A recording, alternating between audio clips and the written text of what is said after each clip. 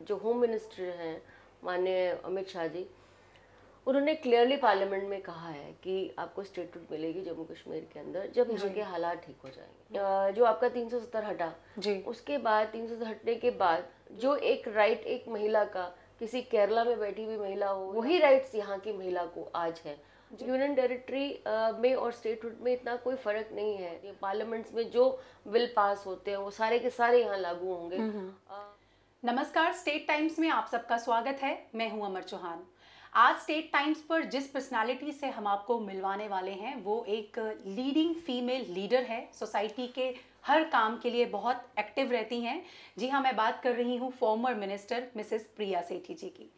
बहुत बहुत स्वागत है मैम आपका स्टेट टाइम्स। बहुत बहुत शुक्रिया आपका अमर, बहुत बहुत शुक्रिया मैम। आपका एक लंबा समय रहा है राजनीति में, आज भी आप बहुत एक्टिव हैं। सबसे पहले हम आपसे जानना चाहेंगे कि राजनीति में कैसे आना हुआ आपका? राजनीति में मेरा आना जो था, it was not a coincidence. Active तो थे हम लोग अपने ज़माने में। जब मैं कॉलेज लाइफ में थी, एबीवीपी में थोड़ा बहुत लीडरशिप पॉलिटिक्स तो थी, लेकिन जिस परिवार के अंदर मुझे आना हुआ, जहाँ पे मेरी शादी हुई, वो परिवार भी पॉलिटिकली एक्टिव था। हमारे जो परदादा जी हैं वो he was the Pioneer of the Kashmir दरबार सर्विसेज। तो ट्रांसपोर्टेशन के अंदर उनका एक बहुत अहम रोल रहा है जम्मू कश्मीर के अंदर। और उसी परिवार के साथ नाता जिस तरह से रहा, और फिर उसके बाद वुमेन एम्पावरमेंट की जब बात हुई तो लोकल बॉडीज़ में आरक्षण हुआ, वार्ड्स रिजर्व हुए। तो रिजर्वेशन की वजह से मुझे लगा, संगठन को लगा कि मुझे लड़ाना चाहिए, और मैंने भरपूर कोशिश करके उसको जीता और संगठन को अपने हिसाब से जो है वो दिया।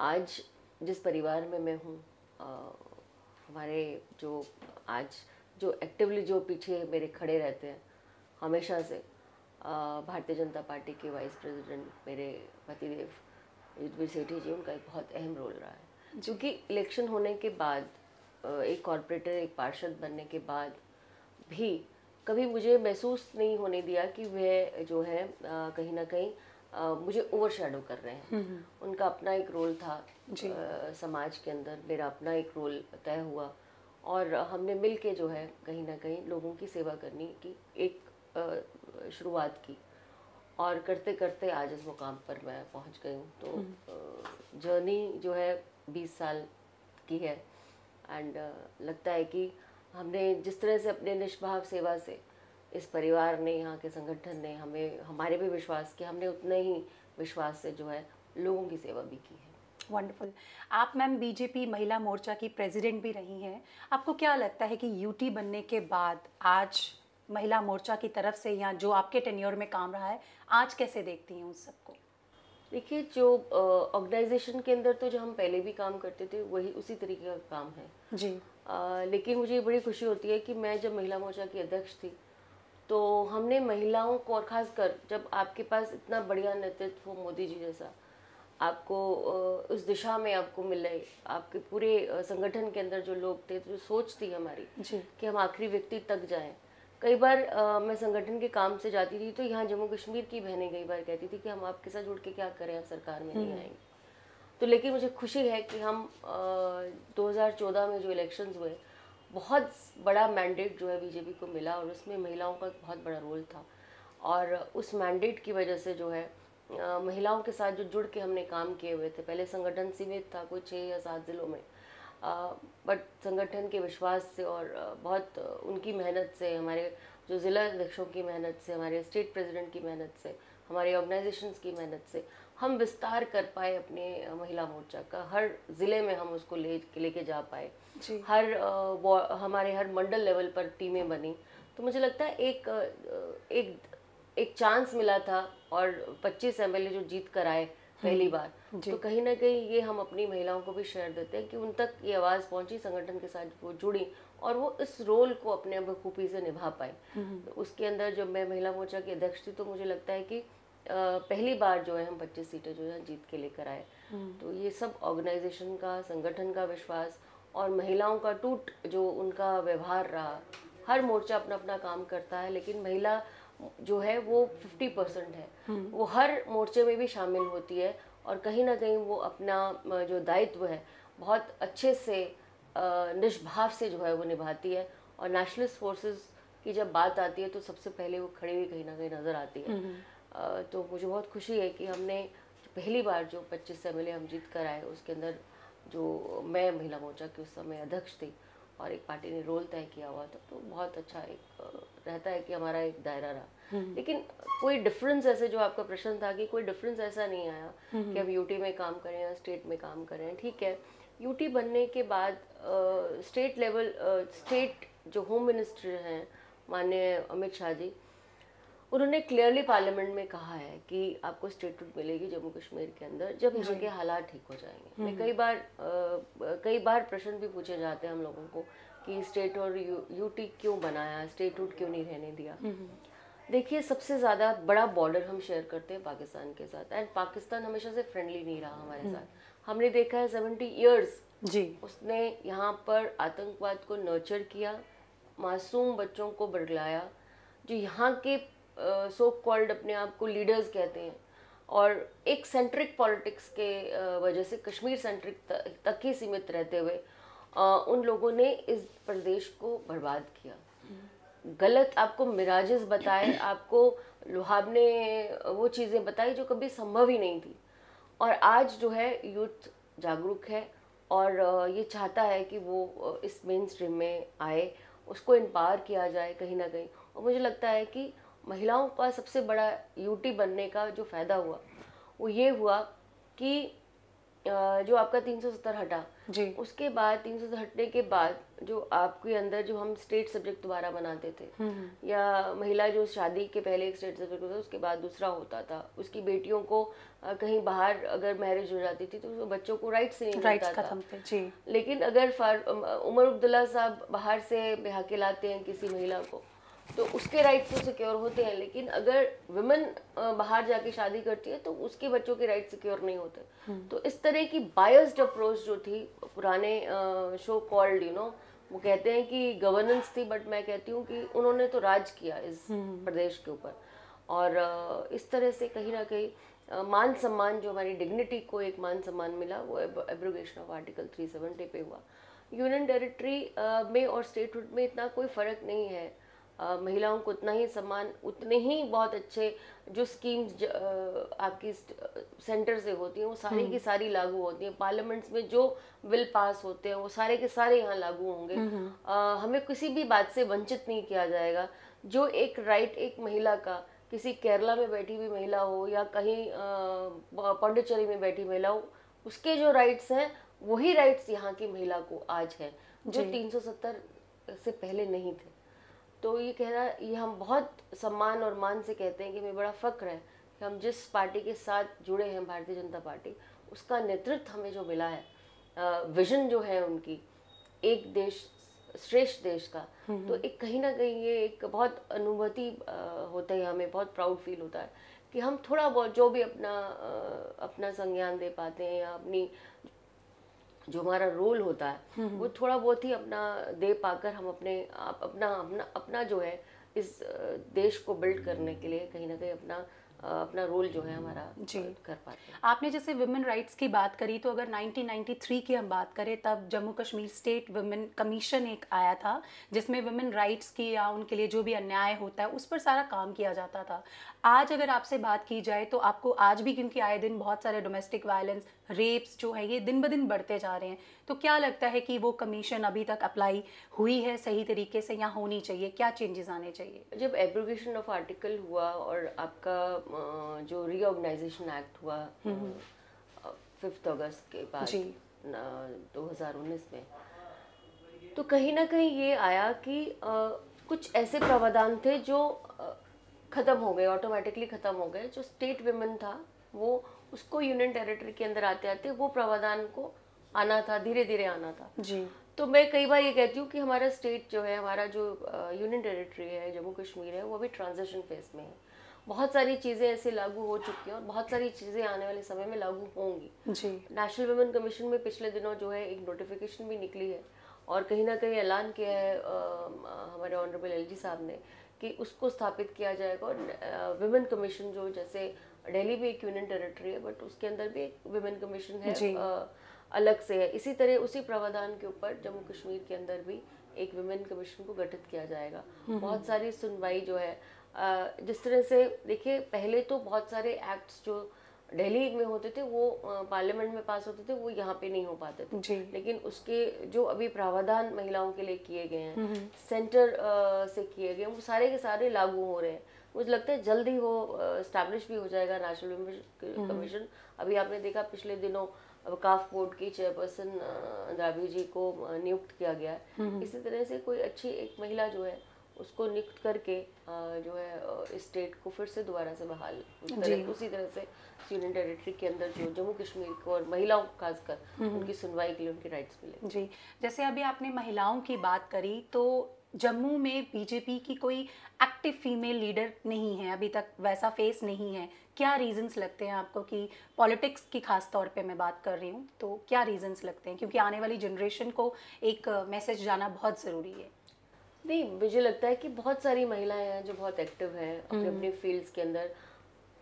ये एक बहुत बड़ा कारण ये भी रहा है कि हमारे यहाँ जो आपका जो आरक्षण होता था लोकल बॉडीज़ के अंदर जी। आप देखिए, पिछली बार जब मैं पहली बार इलेक्ट होके आई 2005 में, उस समय 26 साल के बाद आपके म्युनिसिपल कॉर्पोरेशंस के इलेक्शंस हुए थे। जी।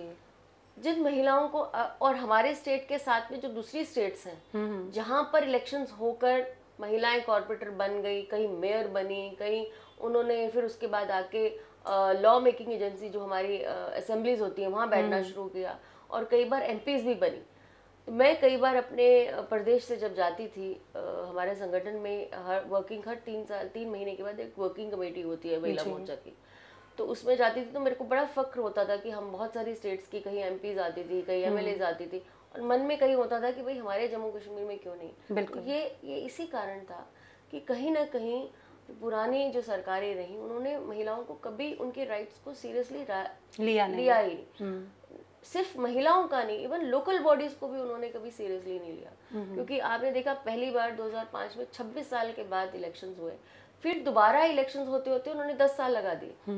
अब ऐसा नहीं है, अब इनका अपना एक्ट है, इनका अपना इलेक्शन कमीशन है, लोकल बॉडीज का अपना इलेक्शन कमीशन होता है जो हर 5 साल के बाद आपका election, it's mandatory to every 5 year. उसमें 33% आरक्षण जो महिलाओं को मिला, उस महिलाओं से वो डेवलप होती होती कुछ महिलाएं जो है अपना काम करती करती ऊपर आ गई। और अब आप देखेंगी, अब आपने देखा है डीडीसी के इलेक्शंस हुए हैं, इन 2 सालों का ही आपने देखा है किस तरह से पंच सरपंच महिलाएं, पढ़ी लिखी महिलाएं, एमबीए, लॉयर्स, प्रिंसिपल स्कूल्स की वो जीत के आई हैं और बहुत खूबसूरती से अपने अपने जो इतना अच्छा काम कर रही हैं। मुझे लगता है फ्यूचर हमारी जो है लॉ मेकिंग जब आएगा उनका, जब असेंबलीज में बैठने का समय होगा, तो मुझे लगता है ये सब के सब बहनें जो है उभर के जो है अपना एक चेहरा, अपना एक मुकाम जरूर लाएंगे। आपसे मैं एक और सवाल जानना चाहती हूँ। बीजेपी युवा मोर्चा बहुत अच्छा काम कर रहा है, जिसमें बहुत सारी यूथ को इन्वॉल्व किया गया है। अभी हमारे जम्मू में बहुत सारी ऐसी लड़कियां हैं जो बहुत देर से एक्टिव हैं, जिनमें मैं एक नाम लेना चाहूँगी, प्रीति चौधरी बहुत एक्टिव हैं, वो बहुत सारी फीमेल्स को काम करवा रही हैं। तो जब इस तरह की बात आती है तो क्यों ये वाइस प्रेसिडेंट तक ही बन के रह जाती हैं, प्रेसिडेंट क्यों नहीं कोई इलेक्ट की गई फीमेल? नहीं, ऐसा नहीं है। बड़ी बार जो है महिलाएं भी, आपने देखा होगा नेशनल में जो पिछली बार हमारी पूनम जी थी, जो प्रमोद महाजन जी की बिटिया थी, युवा मोर्चा की अध्यक्ष थी, तो बहुत सारी ऐसी बच्चियां हैं जिनको आगे आने पे समय पे चांस मिलेगा, आप फिक्र ना करें। भारतीय जनता पार्टी में यही है कि हर जगह, हर स्थान पर हर मान सम्मान मिलता है, ऐसी कोई बात नहीं है।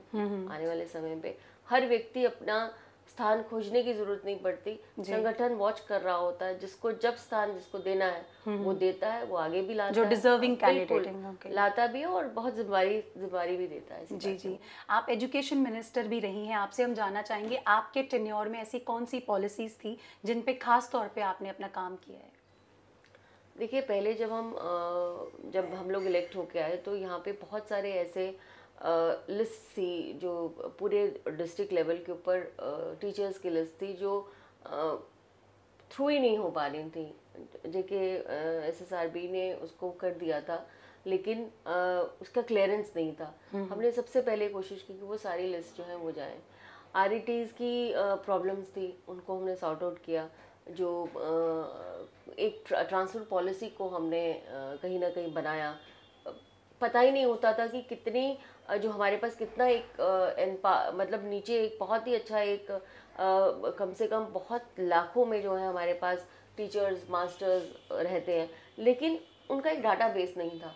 कोशिश की गई कि उन दिनों सालों में के अंदर हम एक डाटा बेस क्रिएट करें ताकि हमें पता चले कि हमारी कौन सा टीचर कहाँ लगा है, किस पे लगा है, कहाँ पे है। दूसरा हमने यहाँ पर आपको क्लस्टर यूनिवर्सिटी दी है हायर एजुकेशन के अंदर। प्रावधान था कि आपको क्लस्टर यूनिवर्सिटी देनी है, लेकिन उस क्लस्टर यूनिवर्सिटी हमारा स्टेट सबसे पहला स्टेट था जिसने क्लस्टर यूनिवर्सिटी को लाया, उसको इंट्रोड्यूस किया। उसके बाद हमारी टेक्निकल, हमने बहुत सारे टेक्निकल पॉलिटेक्निक्स को हमने दिया है। हर एक ज़िले के अंदर एक एक पॉलिटेक्निक भी है। अपने समय मुझे लगता है कि ऑन माय रोल हम लोगों ने कम से कम 17 पॉलिटेक्निक्स को इनॉग्रेट भी किया था। बहुत सारे कॉलेजेस जो हैं वो डिस्ट्रिक्ट लेवल के ऊपर दिए गए। हमारे माननीय प्रधानमंत्री जी से, हमारे तब हमारे होम मिनिस्टर भी थे, और उसके बाद हमारी जो एजुकेशन मिनिस्टर स्मृति जी थी, फिर उसके बाद जावड़ेकर जी आए। फर्स्ट IIT आपने देखा है कि NIT श्रीनगर में था, लेकिन उस तरह का जहाँ पिछली बार जब माननीय हमारे अटल बिहारी वाजपेयी जी की सरकार थी, तब यहाँ पर कम से कम 20 IIT आए थे पूरे देश के अंदर, और जम्मू के अंदर भी एक ट्रिपल IIT का गठन था। लेकिन इन जो पिछली सरकारों ने वो 20 में से 19 IIT आपके ट्रिपल IIT सारे प्रदेशों में शुरू हो गए, लेकिन किसी कारणवश यहाँ पर उसकी फाइल को दबा दिया गया। हमने कोशिश की, वो तो उसको हम रीजनरेट नहीं कर पाए थे, उसका समय निकल गया था जब हमारे तक ये बात आई। लेकिन हमने IIT से मांग कर जो है, तो हमारे थे अपने जेटली जी थे, उन्होंने स्पेशल इंटरेस्ट लेकर, अरुण जेटली जी ने स्पेशल इंटरेस्ट लेकर यहाँ पे IIT दिया। और उसी तरीके से प्रधानमंत्री जी चाहते थे कि यहाँ पर एम्स आए, इस तरह के इंस्टीट्यूशंस आए। IMMC आया यहाँ पर, Indian institute of mass communication, और इसी तरह IMM आया। बहुत सारे ऐसे आपने देखे हैं जो दूसरे प्रदेशों में बहुत साल पहले शुरू हो गए, लेकिन यहाँ पर आते आते उनको समय लग गया।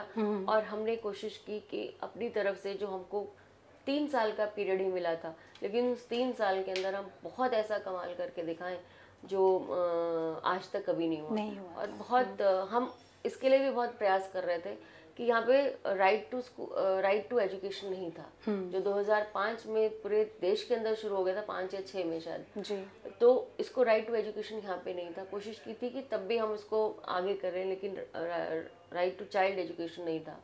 और उसके लिए हमारी कोशिश भरपूर रही, लेकिन वो अब एब्रोगेशन ऑफ आर्टिकल उसके बाद तो naturally it had to be implemented. तो बहुत सारी ऐसी चीज़ें हैं जिसके अंदर हमने कोशिश की। हमने मॉडल स्कूल्स बनाए। हम चाहते थे कि हम वो स्कूल्स, और हमने गवर्नमेंट पैसा कम लगाया, हमने लोगों से ज़्यादा जैसे रिक्वेस्ट की, CSR फंडिंग, कुछ एजेंसीज हैं, लोग आगे आए अपने स्कूल्स को इस्टेब्लिश करने के लिए। उन तरह का ऐसे NGOs आए, कई NGOs आए। अच्छा, स्कूल एजुकेशन आप शहर में तो ठीक है, लेकिन जब आप गांव वगैरह कहीं जाते हो आगे पीछे, तो उसके अंदर तो बच्चों को फोनेटिक्स भी क्लियर नहीं थे, बिल्कुल क्लियर नहीं थे। टीचर इतनी पढ़ी लिखी हम टीचर देते थे, वो भी बेचारी एकदम से डिसहार्डन हो जाती थी कहीं ना कहीं। तो कोशिश की कि मॉडल स्कूल्स को इस्टेब्लिश किया जाए, और छोटी नर्सरी क्लासेस जो होती हैं जहाँ बेस होता है आपका फोनेटिक्स का, उसको वहाँ पर उनको जो है नर्चर किया जाए और फिर आगे जाया जाए। तो बहुत सारे ऐसे काम हम लोगों ने कोशिश किए हैं करने के। आने वाले समय के अंदर मुझे लगता है वो थोड़े टाइम के बाद हमें बताएंगे भी, रिजल्ट्स भी बताएंगे जी। तो एजुकेशन में तो it was very close to my heart somewhere और the other, and whatever I could contribute in that to my limits, to my expertise also, we did it with my superiors also somewhere or the other, taking हर एक से राय लेना, हर एक से बात करनी। जो एक हमने इवन स्टेट को थोड़ा सा, जो हमारा स्टेट बोर्ड है, थोड़ा सा रिऑर्गेनाइज करने की कोशिश की उसके अंदर भी था, ताकि बुक्स हमारी अच्छी जाएं। बहुत सारा ऐसा काम करने की जी। कोशिश हुई। जैसे अभी आपने बात की, काफ़ी सारी डिस्क्रिमिनेशन यहाँ से इसका क्रक्स निकलता है जो हमेशा से जम्मू के लोगों के साथ हुआ है, चाहे जॉब्स की बात हो, चाहे डेवलपमेंट की बात हो। क्या लगता है क्या रीजंस रहे हैं इसके?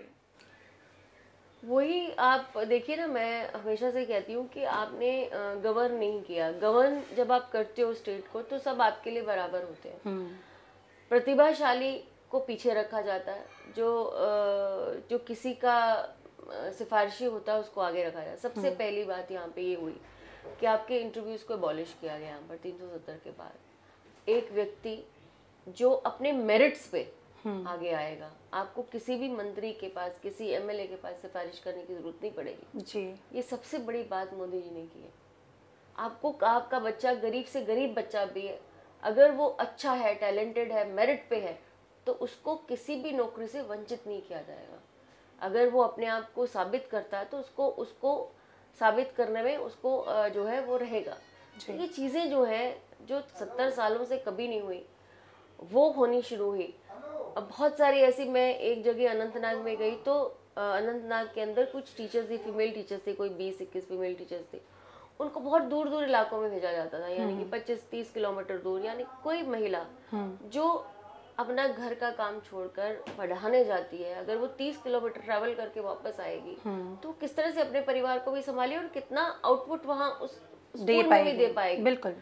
तो हमें कुछ ना कुछ इस तरह से करना चाहिए कि भाई अपने आसपास विसिनिटी के अंदर, ताकि वो कंफर्टेबली स्कूल जाए, पढ़ाए, अपना आउटपुट दे, बेस्ट आउटपुट दे और वापस आए। बहुत सारी चीज़ें जो अपनी कोशिश की उसके अंदर करने की, लेकिन अभी भी बहुत काम जो है वो बाकी है, बहुत बाकी है। जी।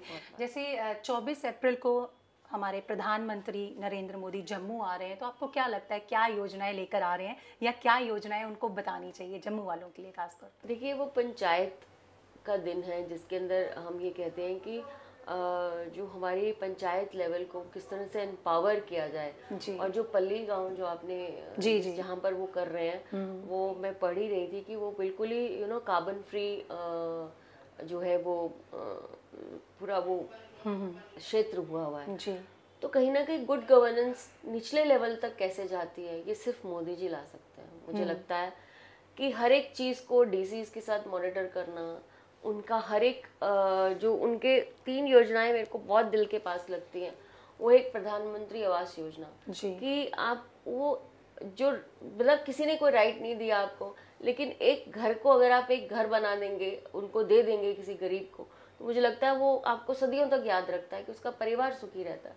तो प्रधानमंत्री गरीब कल्याण योजना जो है, जिसके आवास योजना जो है, जिसके अंदर उन्होंने घर बनाए हैं, वो मुझे लगता है वहाँ पर उस क्षेत्र के अंदर बहुत ज़्यादा बने। आपकी गैस चूल्हे जो हर महिला को, मैं बहुत हैरान थी जब मैंने इसको शुरू किया, फॉर्म्स देने शुरू किए, तो मेरे पास ऐसी कई महिलाएं हैं जो पड़ोस के घर से गैस सिलेंडर लेकर अपना चूल्हा जलाती थी। तो आज फक्र महसूस होता है कि हमारे नेतृत्व ऐसा है जो छोटी छोटी बातें जो हैं, जो दिल के पास हैं, जो हाँ आम व्यक्ति को उसकी लाइफ को उसको चेंज करने में कहीं ना कहीं मदद करती है। इस तरह की योजनाएं जो है प्रधानमंत्री जी ने चलाई हैं। और ये जो मुझे लगता है कि जो इसके ऊपर हम जो प्रधानमंत्री जी 24 तारीख को आ रहे हैं, वो कहीं ना कहीं मैसेज है, वहाँ से वो टेलीकास्ट होगा पूरे देश के अंदर।